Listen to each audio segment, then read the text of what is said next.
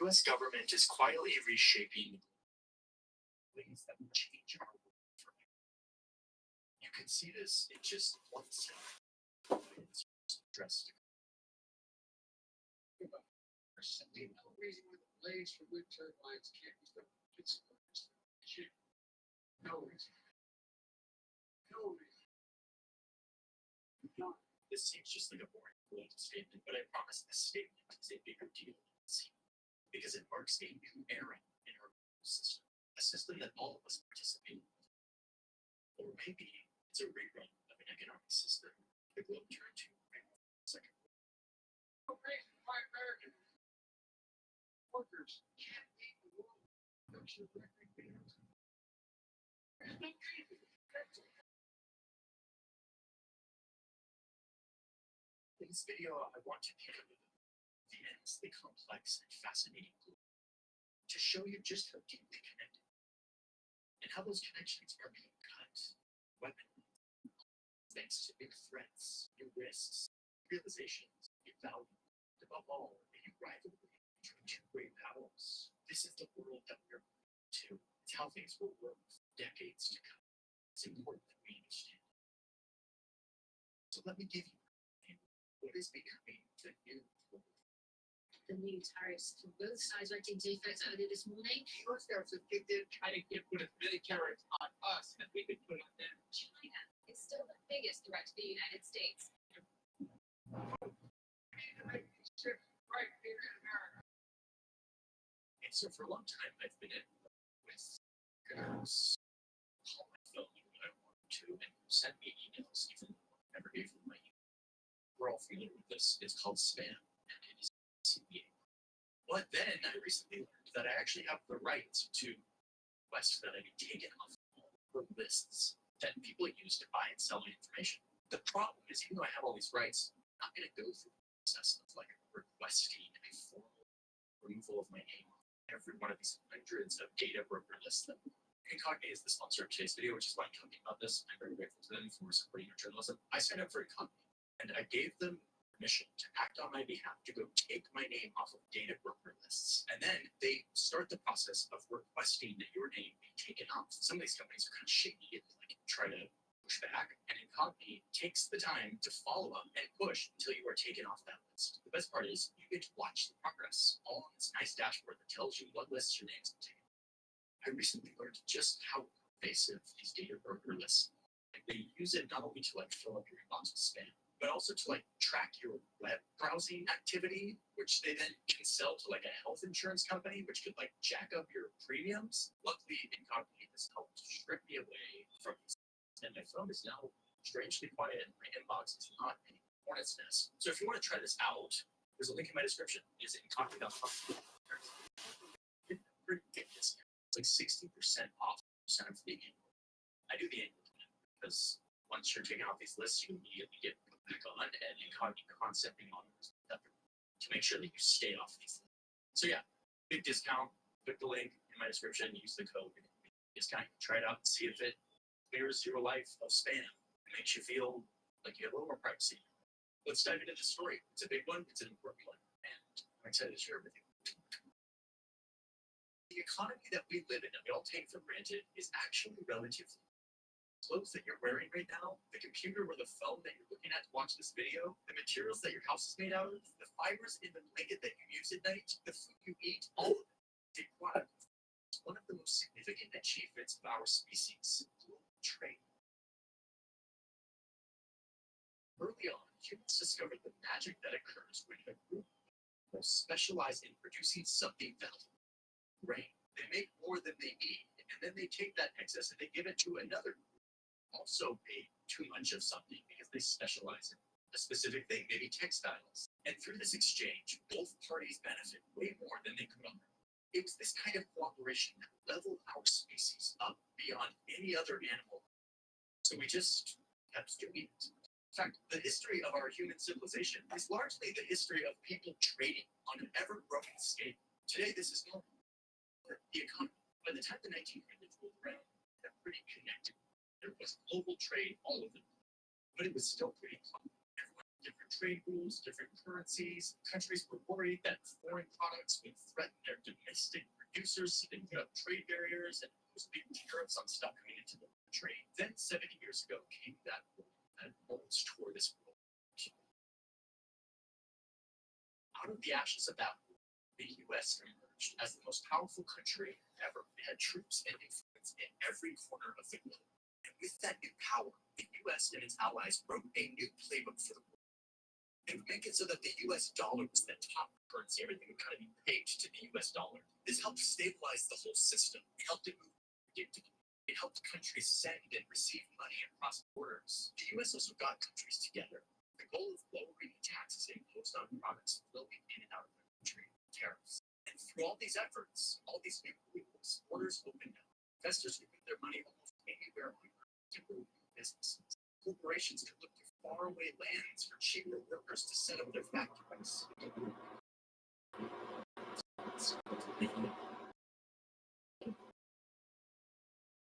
So much.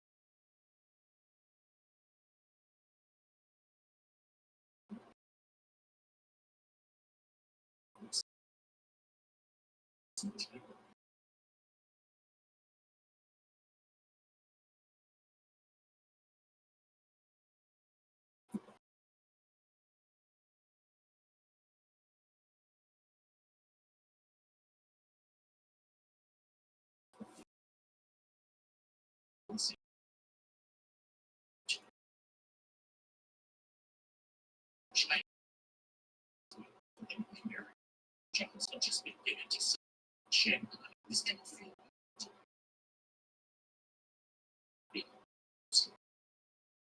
This China should be taste. They take huge jumps into everything that's next. The same price as others.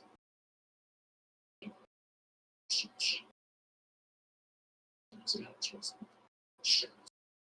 His majesties will engineers anything is not Chinese transforming the lives of people in places like Vietnam, India, Chile, and Thailand saw huge economic growth during these years. So by the 80s, China's fully in the global economy, and it is a gravy train. The US and UK both elect leaders who love this free trade global capitalism. More trade, not less, is the wave of the future. The new system was boosted by all of this new technology that was coming. Making it easier to pass information across borders, to move money, to move people, to move goods across the globe. A globe that used to be vast and daunting and closed, but now just looked like a giant marketplace. All of this transforming in a matter of decades. But I need to call something out that is very important and that is maybe not obvious at this point, which is that the seemingly magical process that made the world economy do this actually thanks to technology. It was thanks to humans' most amazing invention, most amazing technology, policy, words on a page that establish rules that countries and people promise to obey. If we all believe and obey these rules, it creates the conditions that made the world into a giant marketplace where a corporation could source whatever they needed to make their product from anywhere in the world, whatever made the most economic sense. Soon, products as simple as a t-shirt travel along an unfathomably complex supply chain using material and labor from many countries all around the globe before eventually showing up conveniently just in time at the store. Policy had created mass cooperation between billions of people who don't speak the same language, who don't know each other, but are somehow all getting in on the same group. This mental construct of economics is what created globalization, the globalization we know today. And what's crazy to me is that if you tinker with the policy, if you mess with this, you can reverse a lot of this globalization, which is exactly what's happening right now. There's simply no reason why the blades from wind turbines can't be built in Pittsburgh instead of Michigan. Okay, but let's stick to our timing here. We're kind of in the 90s. And I'll tell you, people in the 90s would have never guessed what direction this story is about to go. The Soviet Union had just fallen. Free trade and global capitalism had unambiguously beat communism, and the magic of the free market was seen as the solution for pretty much everything. Free trade had just ended global conflict between these great superpowers, maybe forever. Free trade was eradicating global poverty. Free trade was pushing countries to adopt democracy. And here's Bill Clinton giddy about how good it's all going, predicting that free trade would bring democracy to China. More China liberalizes its economy, more fully it will liberate the potential of people. Their initiative, imagination, their remarkable spirit of ignorance. And when individuals have the power, not just to dream, but to realize their dreams, they will then make greater society. Free trade would prevent our age-old war by so deeply entangling countries in mutually beneficial deals that it wouldn't make sense to fight. After all, free trade had turned Europe from a continent ravaged by war to this tightly knit group where everyone's holding hands and smiling together. Why wouldn't this naturally just happen to the whole globe? China continued to make stuff and send it to the United States. Our dependency on them and them on us continued to grow. And that would surely prevent any conflict, right? No. It's looking like that's not how it's going to turn out. In fact, it's kind of the opposite. The new tariffs from both sides went into effect early this morning. The US has imposed 10% tariffs on $200 billion worth of heating oil. In a relatively sudden shift, governments are undoing a lot of this globalization, this solution to all of our problems. India is paying companies their production within their own borders, especially for important industries like pharmaceuticals and electronics. South Korea is giving taxpayer money to companies to produce green energy infrastructure instead of waiting for the free market to come build it. Japan is paying companies to move production back to Japan and to move their supply chains away from China. Australia is using taxpayer money to encourage mining companies to establish the processing of rare earth mineral facilities within their borders instead of abroad. Nigeria is imposing restrictions on foreign goods that they want to see produced domestically, like rice and cement. They don't want to be reliant on other countries. Then you've got Europe, where tons of countries are investing government money in protecting homegrown industries that have always been directed by the like energy, agriculture, and cars. The government getting involved in these markets incentivizes companies and consumers to make and sell these products in country as opposed to looking abroad, global market. And of course, leading out on all of this is the OG of the modern free market global economy, the United States, who is suddenly changing course from how they've been operating all the way up until like Obama. Like Obama spent a great deal of his time trying to increase free trade, especially with Asia, then first under Trump and now under Biden. The US is overhauling its economic policy to turn back some of this free trade. And what's crazy is that both Republicans and Democrats seem to agree that we should do this, and fast. Some of these policies include huge government spending bills like the CHIPS Act, which would allocate over $50 billion government dollars to companies that produce microchips here in the United States, instead of in Asia, where the free market had to set up. This is also happening in other industries that the government has deemed vital, like critical minerals, cars, and clean energy. But they're not just giving subsidies like such government money washing down all these industries. It's also barriers. Biden is imposing tariffs on imports, which protects domestic producers of certain industries because they no longer have to compete with the global market. They're also banning American companies from selling certain products to China. They're increasing scrutiny on any investment that comes in from places like China. Like, this is a big shift. And the question is, what happened? How did we get from this free trade heyday that was supposed to usher in world peace to this? Markets have been whipsawed all morning and now afternoon by this ongoing trade war with China. The short answer is one word. The answer to all of this protection.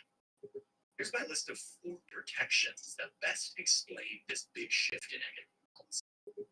First, workers, which we already kind of talked about briefly with the China shock. For all the winners of the global economy, there were lots of losers, and a lot of them were communities who found themselves out of work as their jobs went to cheaper overseas locations. Now listen, economists argue as to how big of a problem this actually was, and you can read all about it in my sources. But the point is that closed factories and unemployed communities in the Rust Belt have a major psychological effect on people who fear that their jobs might just disappear, either abroad or be taken over by AI. So the government is trying to calm people down by pumping money into certain sectors to keep jobs in America. The next big realization about the global economy, it doesn't really care much about how much carbon it pumps into our atmosphere. Our world is barreling towards a very real climate crisis, and governments realize they're going to have to force the market to get serious about things like electric cars, solar panels, and other green infrastructure. The free market is not going to incentivize this, and if it doesn't happen, we're going to have a much bigger problem. One of the best parts of the global economy is that our products get made by materials that are being tossed around the globe at the perfect time, at the perfect place, to all come together to be made into a final product, all to arrive at a shelf at some store so that we can purchase it. These supply chains are insane, and they go across the entire planet. And it works great until the world shut down in a global pandemic. People around the world that they either needed or just kind of got used to it.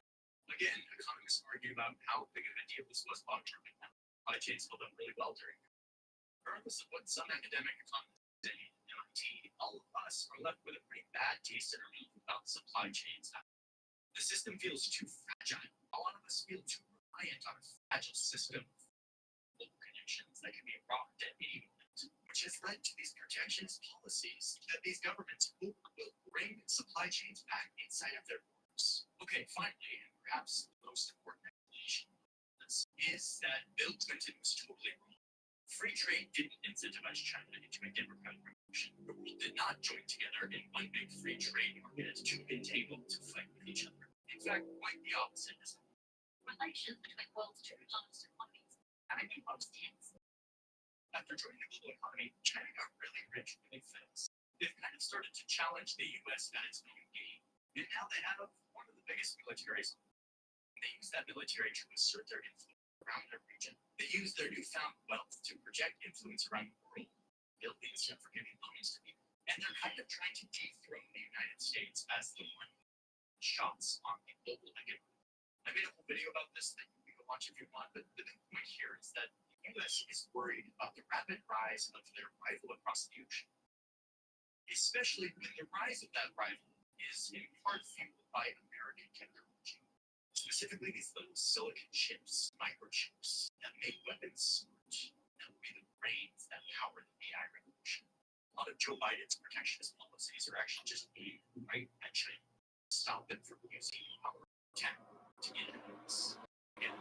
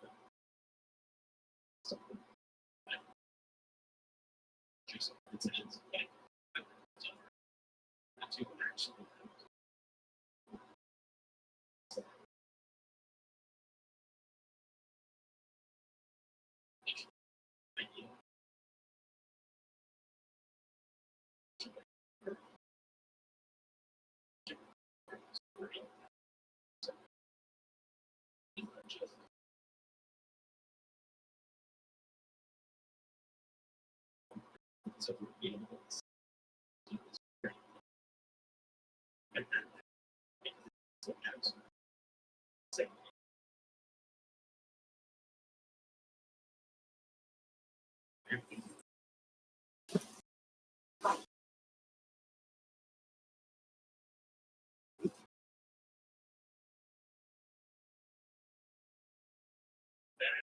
Injustice. And in a way, Howard is the personification of that system, always craving more and more until it eventually burns itself out.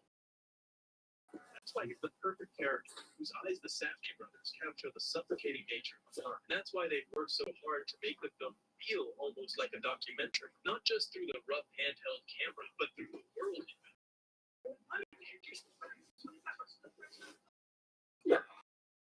There's almost a sense of resignation from the Safdies, as if the forces driving Howard, ambition and consumption, are just laws of nature. I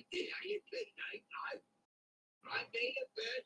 A kind of energy that seeps into every corner of the world they built, and it shows up in the smallest details, like the dozens of absurdly expensive objects with no purpose other than pure showmanship, or a gaudy necklace that turns Michael Jackson into some kind of messiah, as if fame, wealth, and success were our new religion. I don't even know what to do with my money anymore. I nobody to spend it, but nobody to be running my life anymore. It's horrible. Or even an old gambler bragging about having more money than he could ever spend, trying to buy Howard's girlfriend with it. And of course, all the people orbiting Howard. Garnett chasing athletic glory, Howard's business partners always looking to climb higher. Even his girlfriend willing to play her own game if it means closing a deal. But the most striking examples are quiet. Somebody please pick up the children. Like Howard's son casually betting on a basketball game, or the school play, where his daughter wanders into a forest looking for roses, only to spit out gold coins. And like I said, capturing the essence of our era isn't just about what the film shows, but how it shows. And in that sense, I don't think anyone has done it quite like Uncut Gems. Take The Bear, for example. To me, it's another work of the moment that also captures the spirit of our world. But there, even though the soundscape is relentlessly overstimulating, the visuals stay grounded. It's fast and chaotic, sure, but there's a kind of harmony to the madness, almost choreographed. Hey, Chichi, it's Carl. You still got that meat connect? Maybe that's because in The Bear, this is the natural environment for its characters. Every second counts. 3. I mean, the pressure is something to be mastered, and as a viewer, you're forced to live in that world. And once you settle into it, you start to feel a rhythm, almost like Carmi himself. You end up enjoying it. Here, though, there's no way the chaos can be enjoyable. Even in Howard's so-called victories, they don't really feel like victories. They feel more like fleeting highs, moments of pleasure that are empty at its core. Like when he wins his first bet, basically reacting like it's the happiest ending imaginable, if you know what I mean. Or later, when the auction goes south, but Garnet suddenly wants to buy the stone.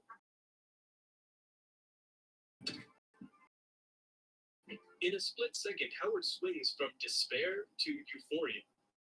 But it doesn't play like an achievement. It plays like a hit of something addictive, with music in the background that almost feels like it's coming from a slot machine. And we know, even if we don't want to admit it, this can't possibly end well. And of course, the film is packed with formal choices that put us right inside Howard's state of mind and the constant rush he's trapped in. Like the fact that Howard never stops moving, even when he's alone in a room. And the camera mirrors him, never staying still either. But I think the clearest example of how the Safdies use editing, sound, camera, and performance all at once is in this scene. And that's what I want to dive into now. But before we get into this suffocating sequence, let me tell you about something that helps me unwind a little. Because just like Adam Sandler surprised everyone with his comeback in Uncut Gems, today's sponsor, Raycon, is doing the same. Bringing back the everyday earbuds classic. Now, active noise canceling, hitting it much easier to focus on with just the side buttons. And those, honestly, you get premium quality everyday earbuds classic, where it lends the opal to Garnett. Let me hold it for a night. And Garnett holds onto it for days. They're waiting for us. Let's fucking over. Garnett got it. And after trying over and over to get it back, he ends up calling Garnett's assistant to basically threaten them. I am a second away from hanging up right now. Calling my lawyer. And of course, it's exactly at the moment when Garnett is already on his way back with the stone. And what follows is 2 entire minutes of trying to get the door open so Howard can get back what we so desperately want him to get back.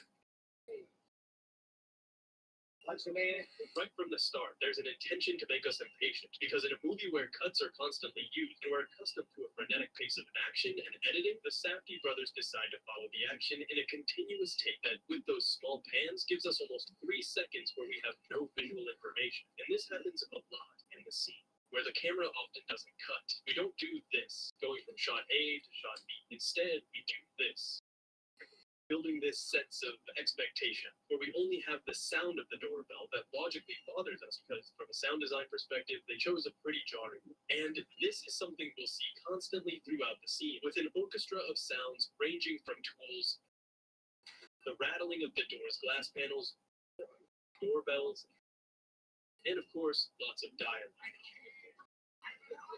But it's less about what's being said and more about how it just turns into background. And this idea of breaking conventions is especially evident in how the Safdies handle rhythm, because usually what you're looking for in a scene is a balance between action, dialogue, and silence. You don't want long stretches where nothing's going on, and you don't want everything crashing down all at once either. You want it to feel balanced, but here it's the exact opposite. You get these moments of waiting, and then sudden bursts of pure overload.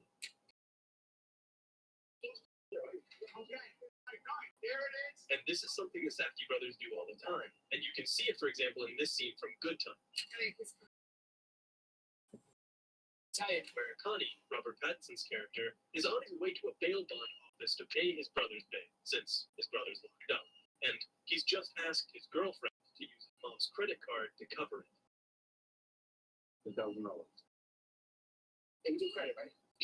On one hand, since the directors know we're anxious, they suddenly stop the rhythm of the movie that's constantly and frantic. Instead of using ellipses or focusing on secondary actions, they do this. She's paying already. I got you.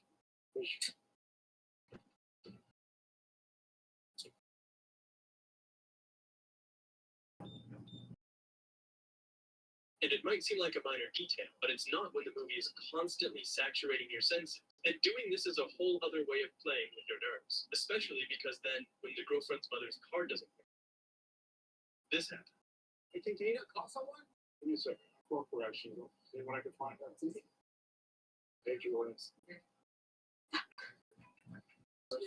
If before you had waited, now you have a saturation of simultaneous elements like the phone, the woman's voice, the man's voice, the cell phone ringing, the girlfriend's voice, or even the sound of Robert Pattinson's clothes or breathing that in any other movie they would try to turn down the volume.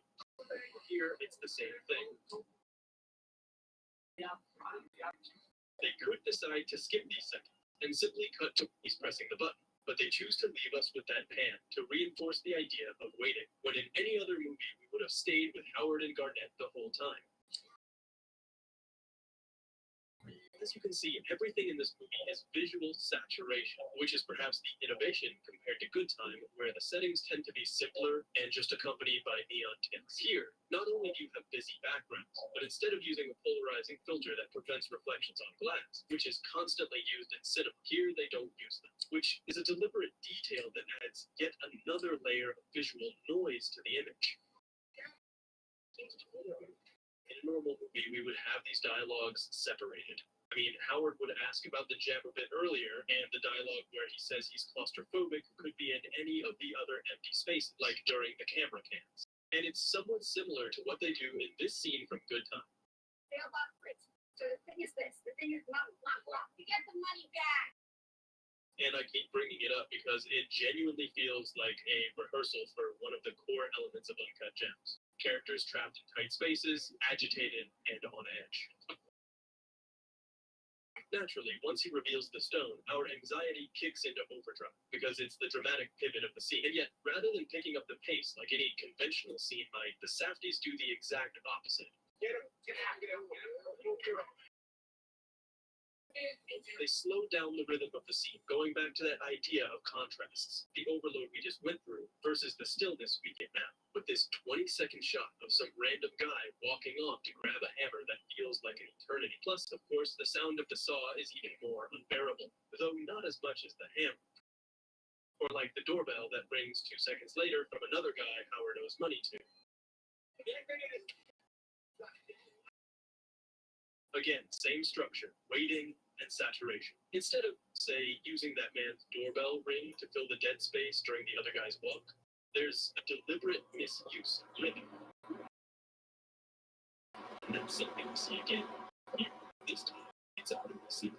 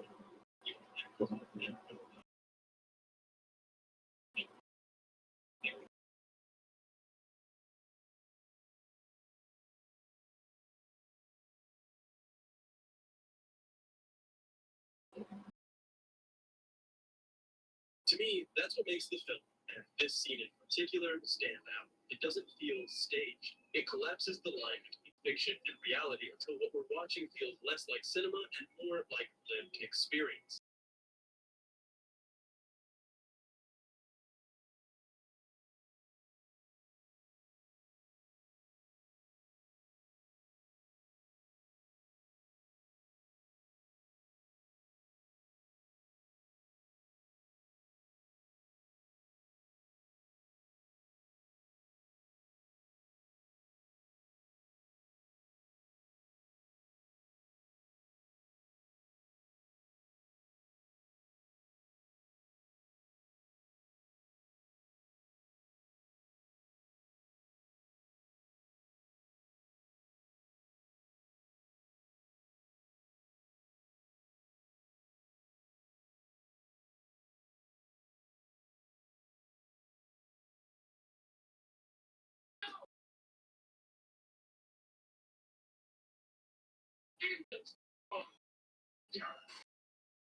Alright, so this is probably one of the most iconic scenes in movie history.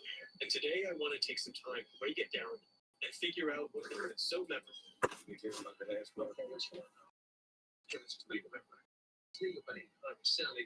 But first, to get a better grasp, let's answer the question. The scene is part of a bigger sequence that kicks off with Vincent and Jules chatting about random stuff. These earlier on. Because what we see at the beginning of Pulp Fiction is exactly what we wouldn't see in other crimes, showing criminals just going about their daily lives. Normally you see them already busting into the apartment, as in any other director would cut these scenes. Here we even follow them waiting for the elevator, tagging along their whole journey, from inside the car, through the building lobby, or the elevator approach, and down a long hallway in one continuous shuttle. You know, they overreact. And part of the fun is seeing what these hitmen do on their way to work. Like, what do they chat about?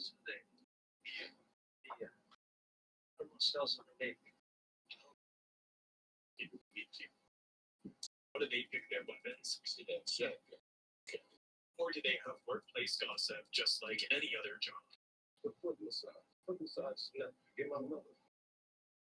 The whole idea is to make us feel like we're tagging along with them, which is why the camera is always right there with them, even stopping when they do, giving us the feeling that we're part of their routine and their conversation. It's like the walks into the phone trilogy. But with gangsters. Ain't no big ball pop either. And look, maybe your method of massage differs from mine. Even though the conversations throughout the sequence are mostly random and varied, there are lines that clue us in on what's coming next. Sometimes it's direct, like when they talk about the situation. After 3 or 4. Count them. Other times it's more subtle, hinting at the violence and dangers of their underworld. With my shelves. Some couple got over to his place and took him out on his patio. That is a full story. Which, of course, foreshadows Vincent's storyline with Mia Wallace in the movie. This is a moral test of oneself, whether or not you can maintain loyalty. Anyway, the journey continues with their foot massage discussion until we get to the apartment. And it's a signal for both his partner and us, the audience, hinting that these guys are about to put on a performance. An idea that will become even more evident with the acting and direction in the next scene. What's her name again? Yeah. The sense of waiting is reinforced by this shot, where we can't see much, making us impatient, especially since the shot lasts 32 seconds. But I think the joke here is that normally we'd be on the other side, inside the room. Yes. And the hitman or gangster would suddenly appear with a certain aura of mystery. Here, there's no mystery on this side. We're seeing the reverse shot, the hitman waiting at the door. It's like wondering how the typical situation would be, but flipped. Definitely.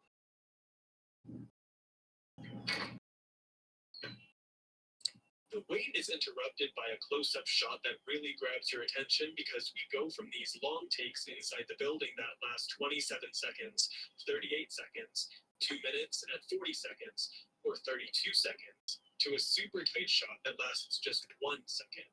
It's like a flash, and compared to the slow pace we've gotten used to, it's pretty jarring.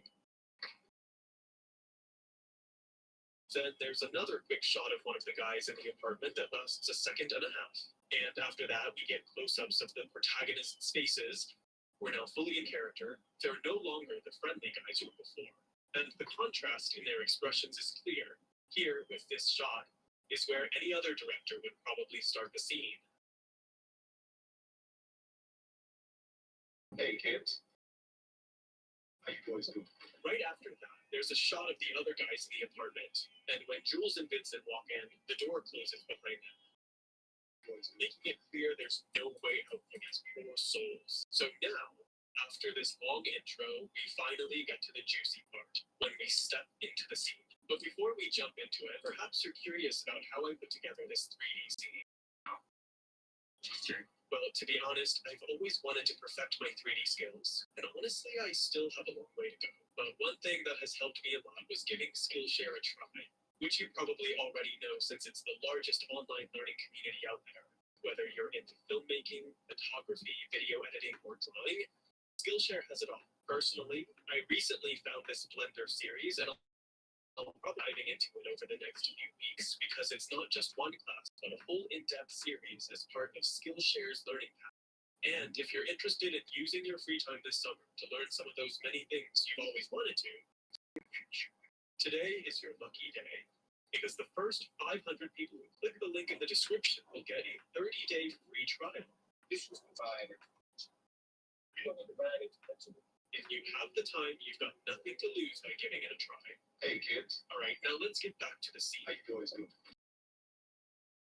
So the way I see it, the structure of this scene has 3 small acts, and each one kicks off with a question that hooks the viewer, building suspense. The first act, for example, starts by wondering why Jules and Vincent are there.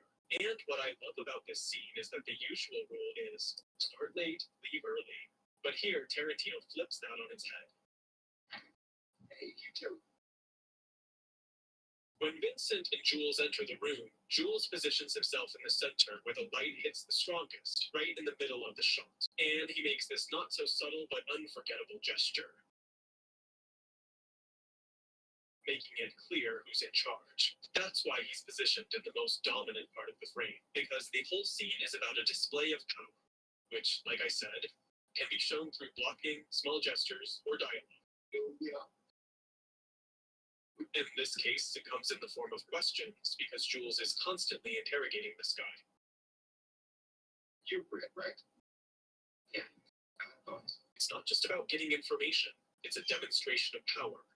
And when we hear the name of the guy who will be the focus of the scene, Tarantino cuts to a close-up of Jules to emphasize the importance of the moment. And this is something he will do throughout the entire scene. Since it's so dialogue-heavy, he uses these close-ups to really stress the important bits. Remember your business partner, Marcellus Wallace, don't forget. Another question, this time rhetorical. And with his identity revealed and knowing where the focus will be, the next shot establishes the scene's dynamics.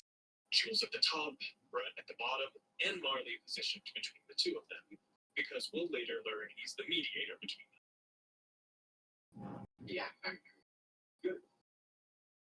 Once Brett gets why they're there, Jules and Vincent box him in the shot. Jules in front, Vincent behind, trapping him visually. Looks like me and Vincent caught you boys at breakfast. Sorry. Again, more questions. This time about random stuff, but what's interesting is the subtext. Yeah, tasty bird. I end up having one myself. Okay. You mind if I try one? And the message behind this question is obvious. There's no way Brett can say no, and taking his food is a total power move. But what I love about this moment is the insert shot of the burger that comes next. It's a tight close-up that creates a slight visual shock into the cut. But more importantly, it plays an interesting game with us, the audience, because the next shot is the closest Brett so far. This is what I find subversive about the scene, because there are several editing and directing choices that make us feel a strange empathy for Brett. And that might be because the direction puts us directly in his shoes. I mean, the close-up. It could even be a POV shot. This idea is backed up by the tight close-up of him that follows, where he travels the burger. The shot of Jules, which again seems to be from his perspective. And it's a curious choice to put us in the shoes of the guy about to be executed, because it makes us feel sorry for him.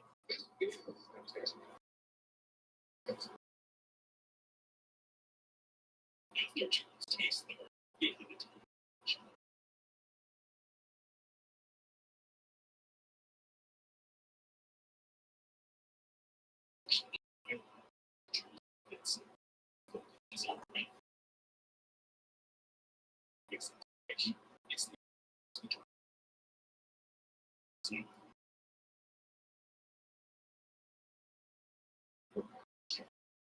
What's interesting about the scene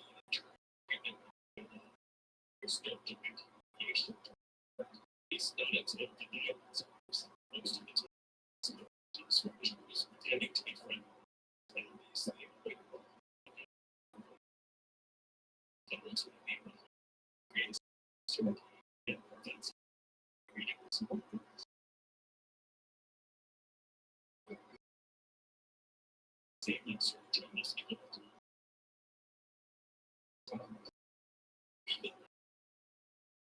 and this is what makes the scene because it would be much less available, which was just here.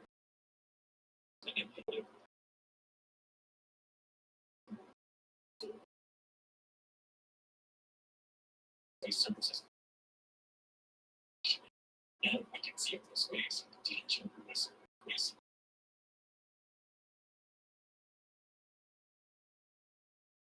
During the next the shots are close-ups of Jules and revelations, which helps create a sense of calm.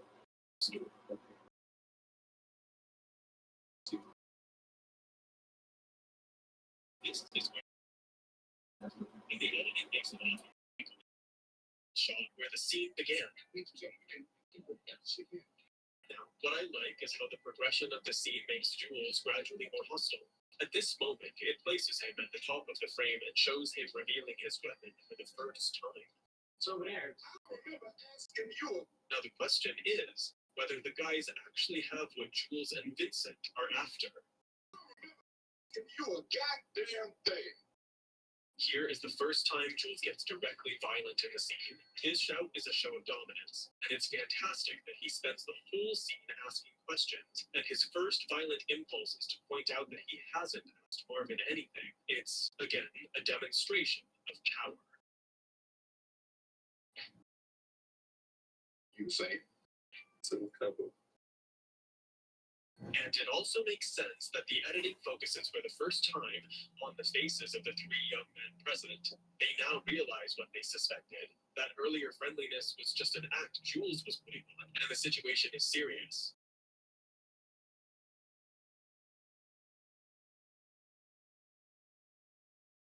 For this key moment, Tarantino gives us 30 seconds of silence, which is a lot in such a dialogue-heavy scene.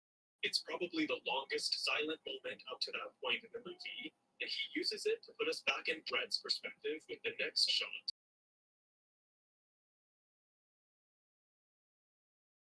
When he looks back, we cut to a shot of Vincent, just like with the burger shot. The camera is right where Brett would be, and the cut matches his gaze perfectly.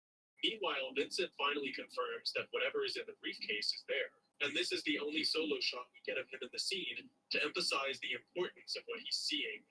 Yeah, we have. I'm sorry.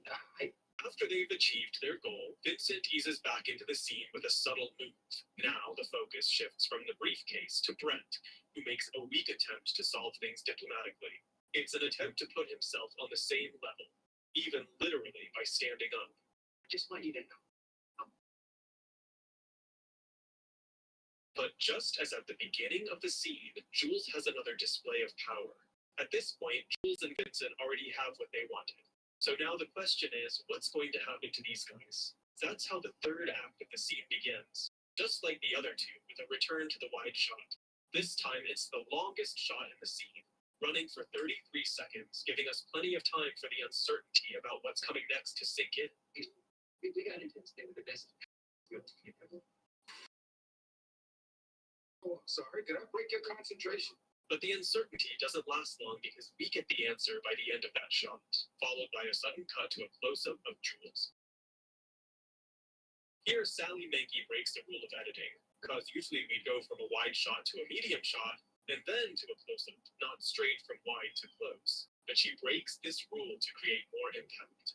And the interesting thing is that the gunshot is, ironically, not very violent. Without the sound, you wouldn't even know it happened. There is no blood, no gunpowder, no flashes, and Jules's wrist barely moves. And ironically, this happens a lot in the movie. Like when Butch slices the store guys with the katana, or when he stabs them, it's off screen. I'm not saying the movie isn't violent. It definitely is. But it's interesting how Tarantino saves the graphic stuff for certain moments. Continue. You were saying something about best intention.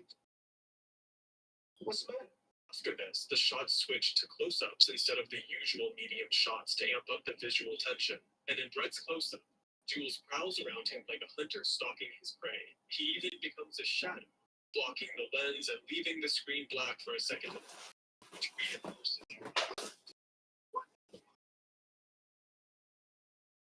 And again, we return to questions as a form of intimidation.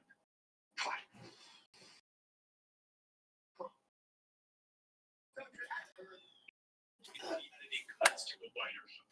This sudden cut highlights the violence of Jules' movement and creates more visual impact. And this impact is reinforced by the composition. Before, the frames were balanced with the characters properly spaced out, but now the shot is totally unbalanced with all the visual. Right. And after this striking moment, the editing cuts back to medium shots to ease the tension of it and build it up again towards the climax of the scene.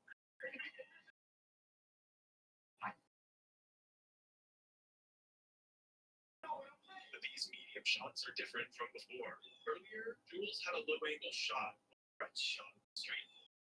Now, Jules' shot is even more low-angle, showing more scene while Brett is framed by two dark silhouettes, leaving him with no escape.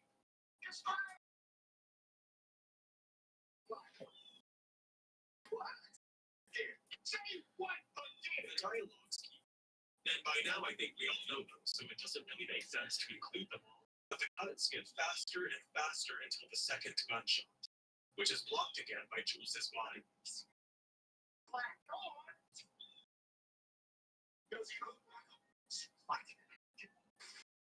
And the gunshot isn't that graphic, and the first one was a shock. This one feels almost like a joke. And here we start to see that for this young Tarantino, violence is an aesthetic choice, which becomes more obvious by the end of the scene, which we'll get to. Really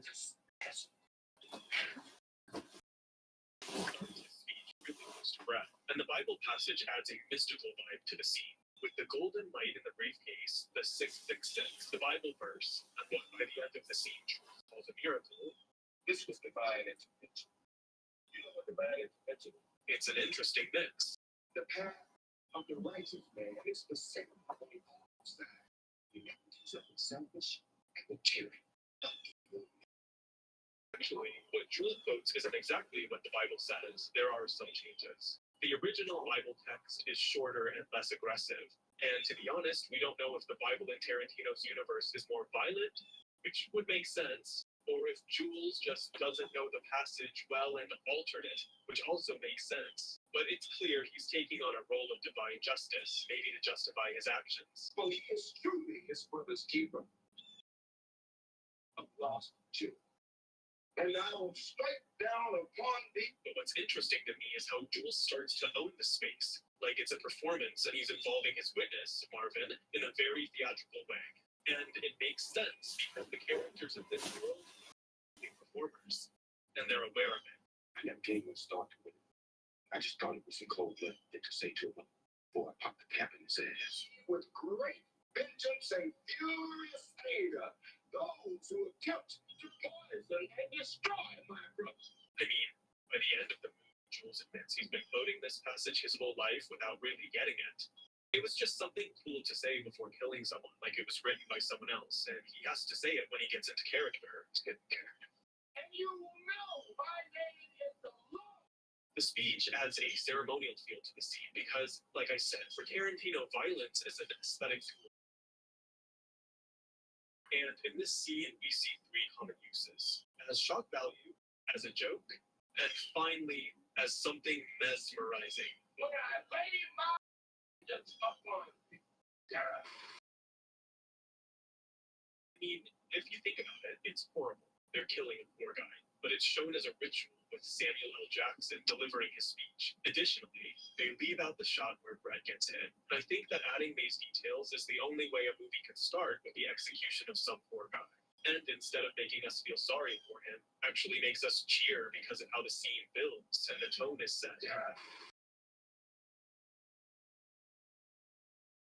Action happens off screen, and what we see are Jules and Vincent shooting with golden flares from the guns lighting up the lens, making the scene visually striking, perhaps reminding us of the golden light from the briefcase, which, according to this guy, by the time we reach the end of the third act of this first sequence, we get Tarantino's logic. What is this you watch?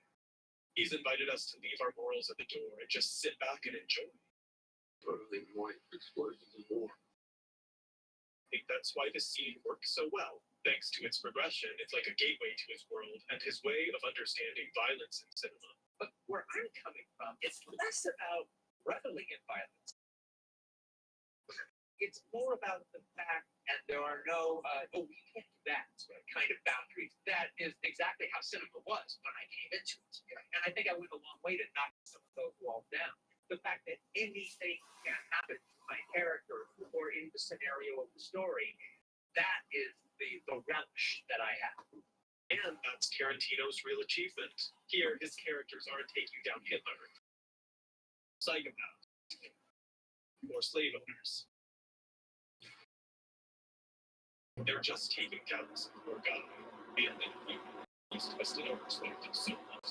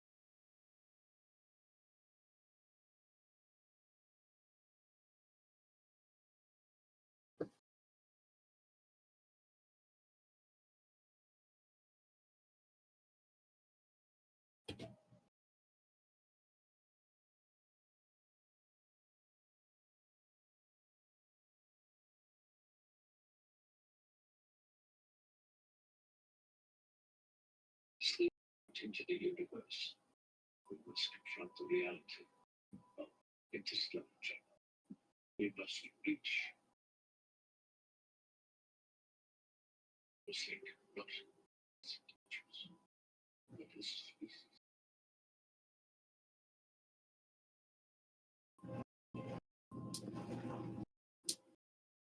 J.R. Tolkien, author.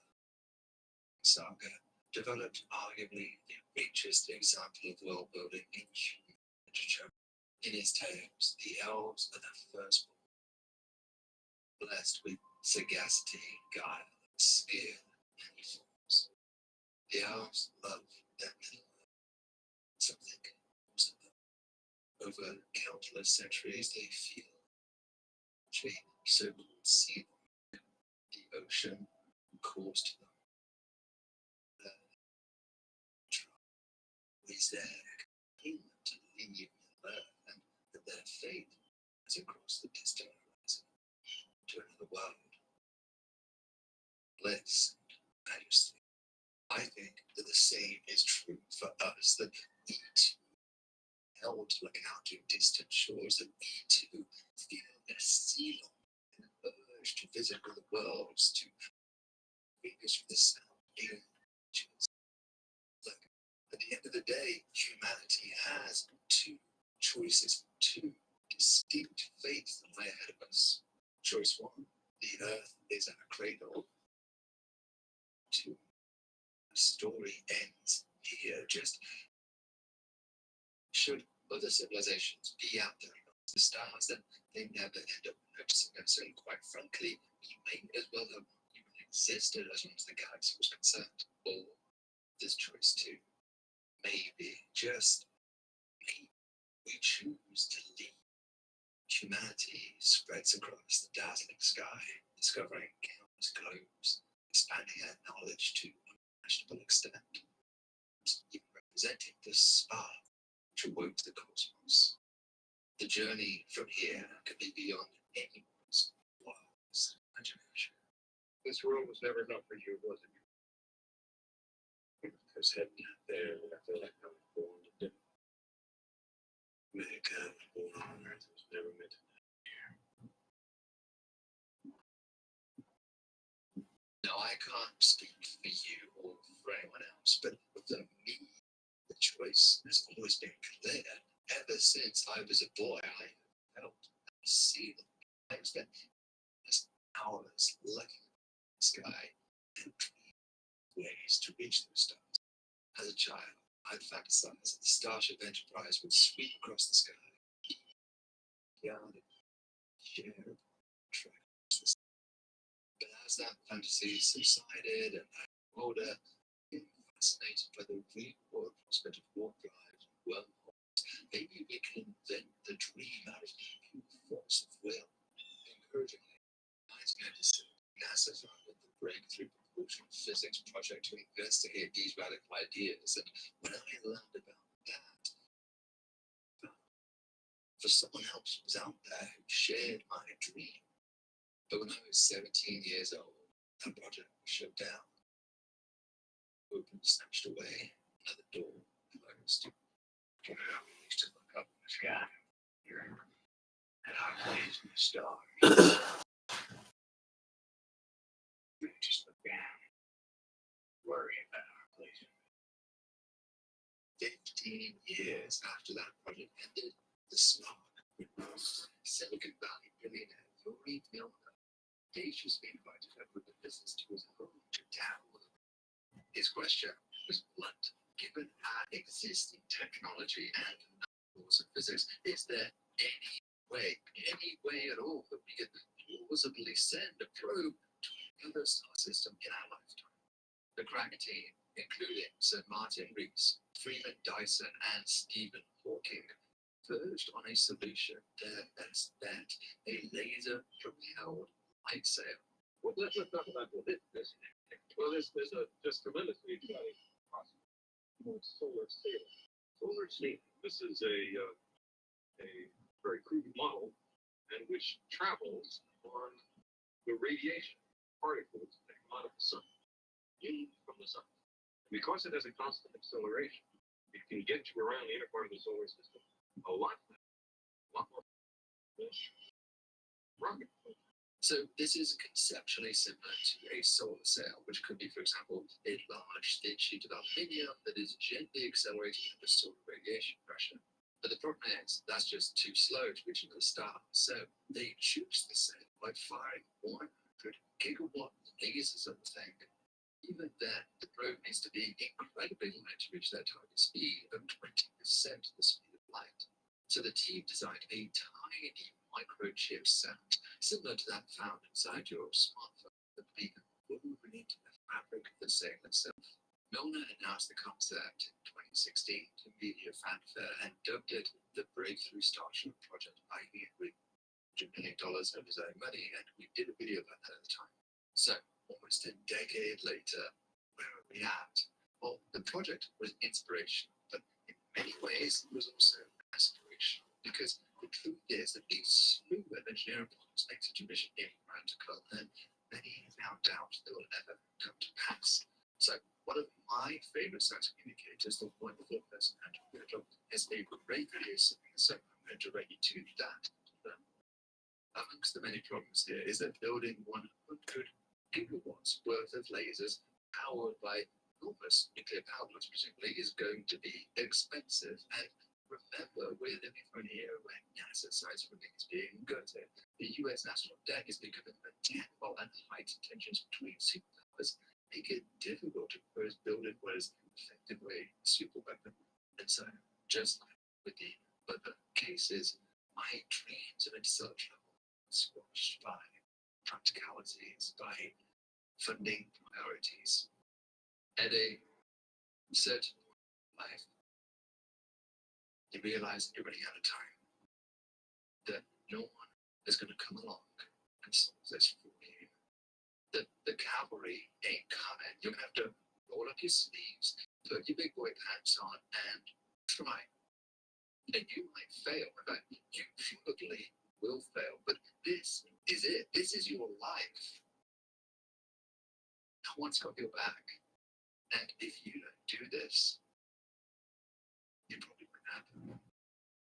And look, let's be real here. I'm no genius. I'm not Sir Martin Rees. I'm not Stephen Hawking. And hell, I certainly wasn't invited to Milner's crack team of brilliant physicists. But look, at the end of the day, I just simply don't have time to wait for the next Einstein to solve this. And to be fair, I do not expect that my ideas are going to solve interstellar flight. I'm that arrogant that maybe it might flesh out some of the possibilities. Maybe it might add another option to the menu, and perhaps it might even inspire some of you watching this right now to try as well. So here is my attempt. Your mathematics, not good enough for the physicist he wants to be. As you push like music, the important thing isn't can you music, it's can you hear it? Can you hear the music? Yes, I can. Starshot is a great solution if you have a music.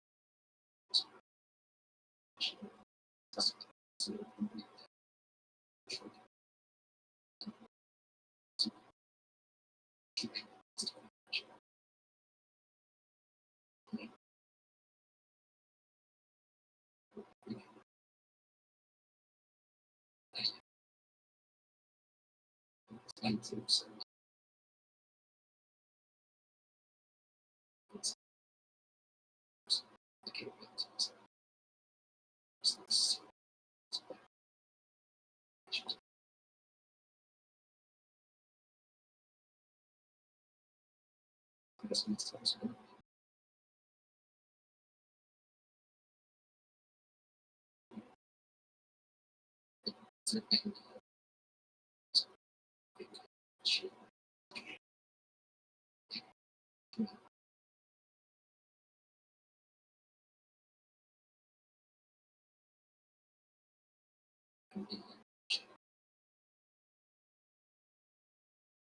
we won't reach 20% of the speed of light, but maybe there's a way to twist the concept into something. It's still useful.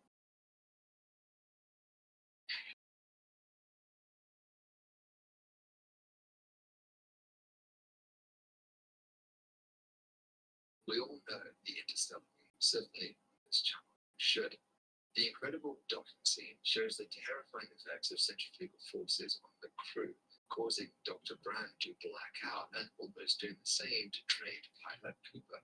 It's the kind of haunting scene that sticks with you long after leaving the theater. And for me, that influence was inspiration, because like a flywheel, endurance is a mass and an enormous amount of rotation, kinetic energy. Therein is the key. Okay, let's take a step back and just look at solar sails for a moment. You don't necessarily need to replace the sun with expensive giant lasers, because even at 1 AU from the sun, we receive a respectable 1.38 kilowatts per meter squared.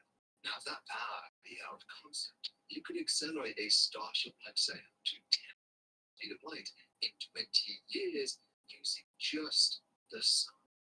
So power isn't the problem. The real problem with a solar sail is that it just won't stay put. Because if you start off with a motionless sail facing the sun, it will gradually accelerate under radiation pressure. And of course, that acceleration is always directed away from the sun. And therein lies the problem. The sail accelerates away from the sun, increasing its separation. The radiation pressure drops off as one of a distance squared. And so what this means is that even in infinite time, the sail can never reach even 0.4% the speed of light. If only there was a way to somehow trap all of that solar energy at 1 AU distance, somehow charge up some kind of giant battery and then release it all. Now, flywheel is a battery, a mechanical battery. Not only does your car have what NASA have experimented with high performance versions like the G2 wheel that could hold 1.89 megajoules of energy. Here, we finally come to the simplest version of what I'm proposing in my new paper, which was published earlier this year. Imagine two thin and same-size sheets of material in space, both facing the sun. Now, we're going to have one of these sides be silver and the other be dark. And we're going to orient them such that they have opposite phases to one another. Finally, we're going to connect them together with a tether. Now, if we put such a thing in orbit in the sun, it will feel two sets of radiative forces. First, both panels here will feel an outward radiation force, but the silver-facing side will feel about twice the amount of force. As a result, the entire system will start to spin, and it will continuously accelerate the spinning motion. That's a flywheel battery storage system. Now, this might look familiar to some. It's essentially a radiometer in space. That's a simple toy like this one, where a light shine and the paddles induces spinning. However, with this toy, it actually ends up spinning the wrong way because the paddles heat up and interact with the surrounding air, causing air currents that drive in the wrong direction. But there's a problem with this idea. Because both paddles feel a net outward force, that them should be pushed outward. If left in inertial space, the thing would indeed accelerate away from the sun, just like a solar sail. So we need to stop this from happening. So this is where threads of your life kind of come together in unexpected ways. Because you see, in 2019, I came up with basically another little invention, which I called the quasite. Now, the quasite is a twist on another concept which is known as the statite. So first, let me explain that. A statite is a solar sail that is so thin and shiny that the radiation pressure caused by the sun perfectly balances the inward gravitational pull. In this way, statites can just hang out there in inertial space and be perfectly stable. Now, of course, planets are also stable around the sun, but for a very different reason. orbits. You see, a planet is in fact always falling towards the sun, but it just happens that its tangential velocity is sufficient to maintain the same altitude around the sun at all times. That is orbit, or really in that case, a circular orbit. By the way, if you are digging this new cool t-shirt I'm wearing, this is a newly commissioned piece that we've had made for us, so please do check that using the store. There's the shelf down below, so you can grab it for yourself. Okay, so a quasite actually blends these two stability methods together. It is thin and shiny, but not enough to resist the sun's gravity completely. It's not a static. As a result, it needs a modest amount of tangential velocity in order to resist infall. In this way, quasites are again stable, but they seem to orbit the sun at an eerily slow speed, slower than chemicals would predict. Now, when I first came up with this concept, it really wasn't obvious what this thing would be used for, but yeah, didn't really care. I just enjoyed the math of it. But 6 years later, quasites come in and save the day, because now a giant spinning system becomes a quasite. Yes, it feels out of radiation force, but so stable.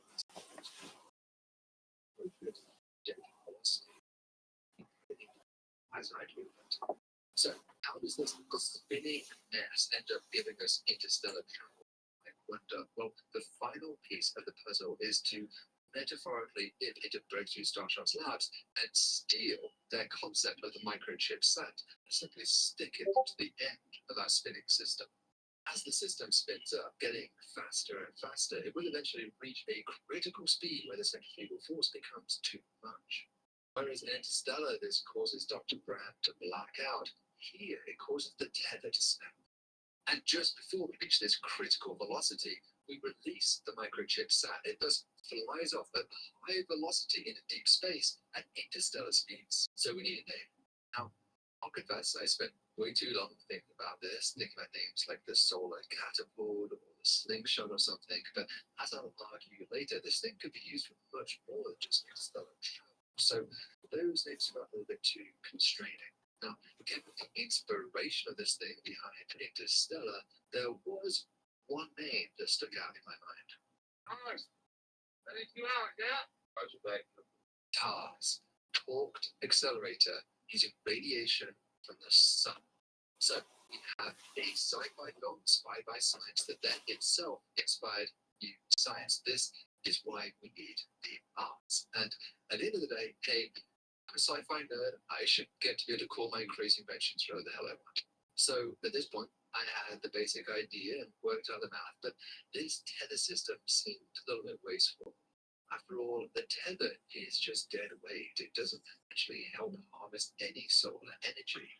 What if we extended the sails all the way across? So the tether now becomes part of the sail, forming a ribbon. Okay, great, but surely there should be some kind of optimal shape to this ribbon, right?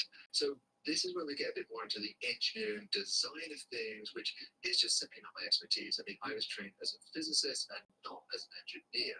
So fortunately, thanks to the support of many of you who support my research team, I was able to hire an engineer to help with this. Catherine Lamper, she's a brilliant undergraduate working at Columbia University. I was able to recruit her onto this project thanks to your donation. So that's why there's no sponsor on this video, is because you guys made this happen. Together, Catherine and I played around with different designs and eventually converged on squishing our ribbon at the ends and stretching it out in the middle. This helps because the tension felt is greatest in the center, so here you want plenty of material to hold the thing together. The tension drops off towards the end so we can get away with less material there. In practice, we segmented the ribbon into finite chunks and balanced the forces at each intersection point, iteratively solving for the final shape. Smoothing it all out at high resolution, we get something like this. The shape might seem strange, being surprisingly wide in the middle, but this is actually a design requirement for stability. You see, the rotation axis runs along the center of TARS, and for stable rotation, we need that to be either the principal or minor inertial axis. If TARS gets too long, that rotation axis equals the intermediate axis, and once that happens, the whole thing is at risk of tumbling. Also known as the Key effect. Here, You can see a neat example of this for a spinning bolt for the International Space Station. We definitely don't want this happening to TARS. After all of these design considerations, the question then becomes, how fast could this thing actually go using realistic existing materials? In our paper, we presented one example calculation. Let's make TARS about 7 meters wide, 63 meters long, and just 8 microns thick. We consider carbon nanotube sheets to be the best material. Thanks to this maintenance which are the population.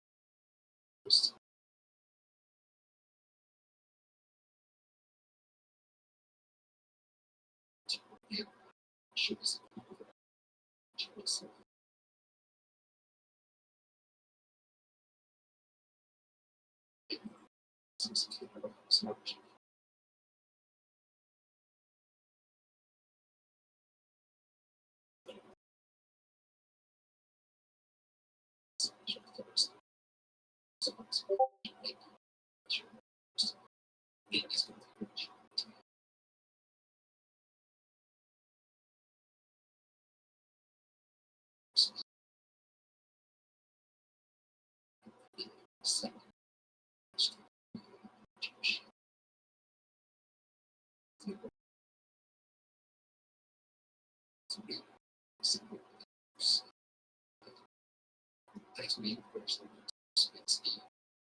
since we have no chance.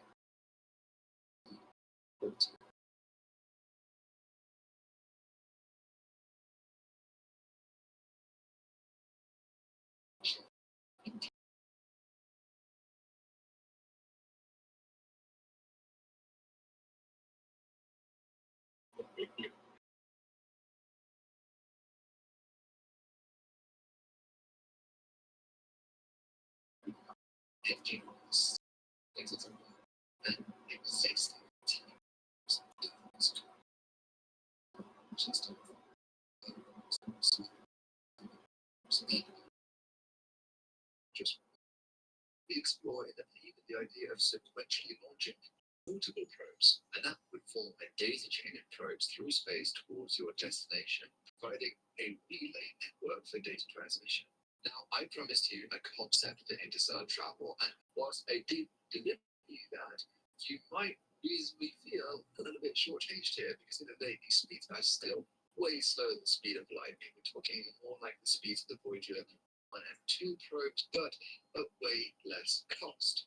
Now, I think personally that is still very valuable. We should probably think of interstellar travel as a multi-generational activity.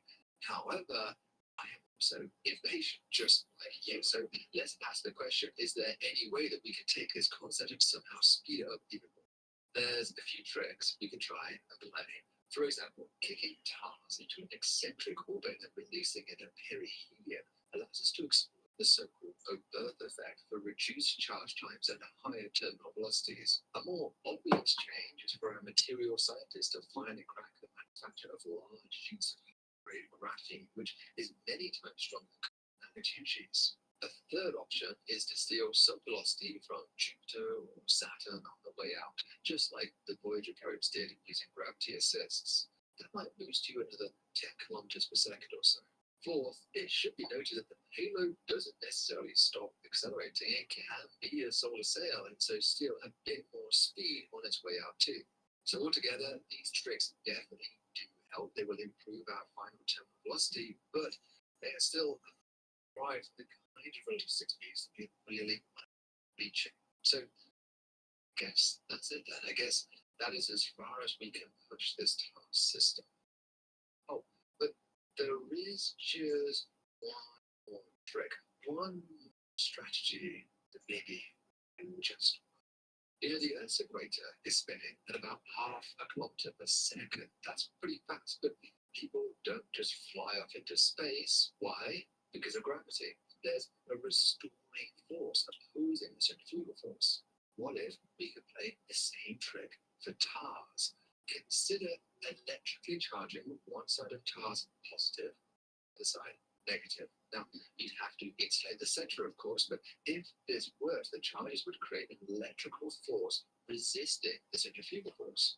We need super strong gravity if you can artificially enhance the strength using electric forces. Now, the problem with this is we have two electrical charges spinning around. In other words, a rotating dipole. And as any good physicist knows, as Maxwell taught us, a rotating dipole will generate a magnetic field and radiate away electromagnetic radiation. So when the thing is spinning pretty slowly, the amount of energy being leaked out through this radiation is fairly small, it's not a big deal. But as TAR spins faster and faster, that leakage becomes quite profound. In our paper, we estimated that the new terminal velocity of such a system is not set by tensile strength. Rather, when the leakage radiation equals the incoming radiation energy balance. We estimate that this critical speed would occur at about 1,000 kilometers per second. That is a whopping 100-fold improvement on what we had before. Now, this still isn't comparable to Starshot's 20% the speed of light, but it's not. It's 3% speed of light. And the really fun thing about this is that TARS could actually be used here for a completely different purpose. Now, we didn't look at this too closely in the paper. It's definitely an area where I'd want to see more follow-up research.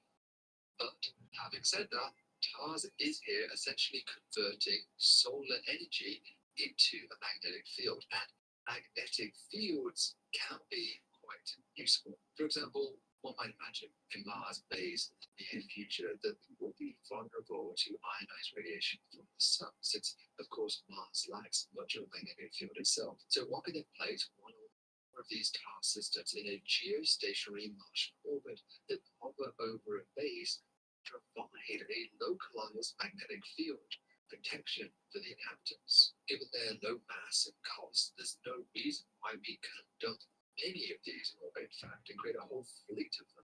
Now, I can keep going here, as you can probably tell, but at a certain point, you have to pause, take a deep breath, and let the world see what you're cooking, because science doesn't happen in a vacuum. It depends on peer review and community feedback. I want to be crystal clear that TARS is not some silver bullet for interstellar travel. It is best only capable of 1,000 kilometers per second, and even then, only for tiny probes.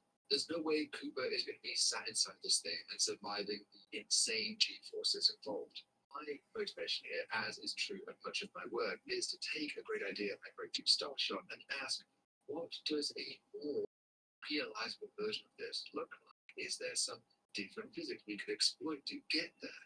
And hopefully, to encourage others to do the same. This work was supported by many of you, our loyals and donors, not just in terms of the research itself, such as hiring Catherine to help with those engineering calculations, but also in terms of hiring a team at Caltech to produce many of the spacecraft animations that you've been enjoying throughout this video. So a huge thank you to everyone who made this possible. And if you are watching this and want to support what we are doing here, then you can use the link down below to become a Coolboys donor, just like many fans out there. If nothing else, I just hope that this video might rekindle within you some of that sea longing to respark your imagination, that maybe together we might be able to figure this out. So, till next time, stay thoughtful and stay curious.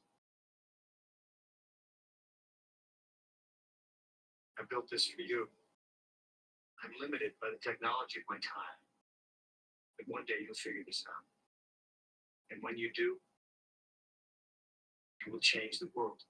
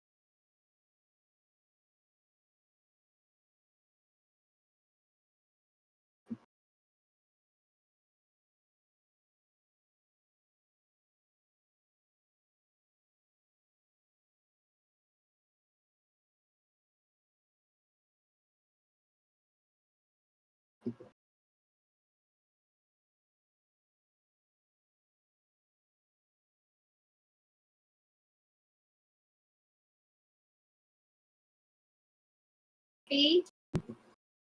Griffin. Oh, How's it going? How's it buddy? Hey. did you bring a friend? I did. Yes. Aw, you want to turn some lights on? Yeah, wait. Okay. Maybe I can help you get that together. Yeah.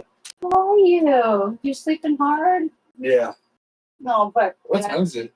like 1:30 p.m. Oh, Here's some water. we should get it. Don't get a lot of food. Yeah. Yeah. So like, hey, Huh? Lydia. Oh, I'm muted. What did you say? I don't want to on my board. Yeah. But you'd be able to, right? Yeah. The appointment is in 3 days. So. Oh, good. So there's 4. Yeah. I guess the more now. So it's 15 or 2, so it's a higher. Maybe water. Great, don't they? Huh? They're good, don't they? Honey, they're so not good. Oh God. You got a whole nother pack up. Yeah. Well, can I help clean up? I can take some of the stuff to your laundry and wash it for you. Trash out. Maybe you have money to go for this. Absolutely. Absolutely. See you, honey. I'll get pictures of Let's get, maybe we can get each. Okay. Shower. You want to take a shower? Get dressed? Give me a trash bag. I'll clean up some trash for you. Okay.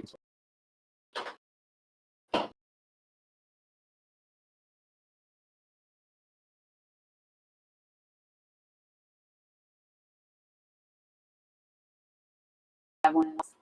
Okay.